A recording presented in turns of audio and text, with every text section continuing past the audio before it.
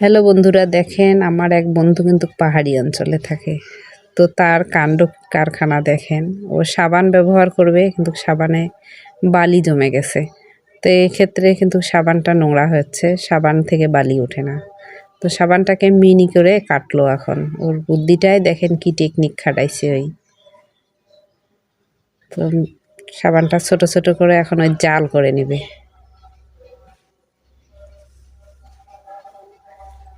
এই যে প্রায় জাল হচ্ছে, জাল হয়ে সাবানটা কিন্তু একদম তরল করে নিবে। তো ইনজেকশন সিরিজের মধ্যে এখন ওটা ঢেলে দিবে। প্রায় জাল হয়ে এসেছে।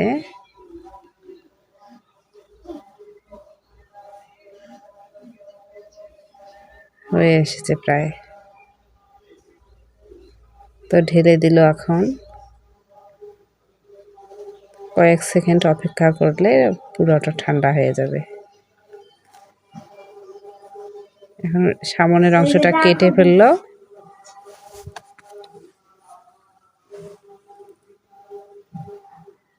এটাকে এখন ছোট ছোট করে মিনি করে নিবে।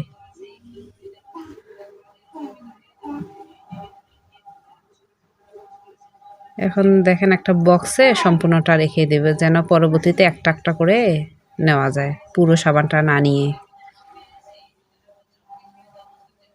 কি বুদ্ধি রে ভাই মাথায় ওর।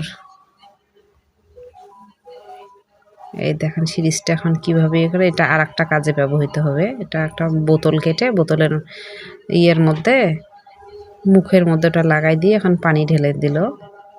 এখন দেখেন একটা মিনি সাবান নিল। এই যে এখন পানিটা অপচয় কম হচ্ছে, সাবানটারও কম হচ্ছে অপচয়। এই যে দেখেন, এভাবে আমরা কিন্তু বাড়িতেও এরকম করে ব্যবহার করতে পারি। এতে আমাদের সাবান পানি দুটোরই কিন্তু অপচয় হবে। কেননা পাহাড়ি অঞ্চলে তো আর ট্যাপ আর হ্যান্ড ওয়াশ ইউজ করা সম্ভব না। দেখুন ওর কি মাথায়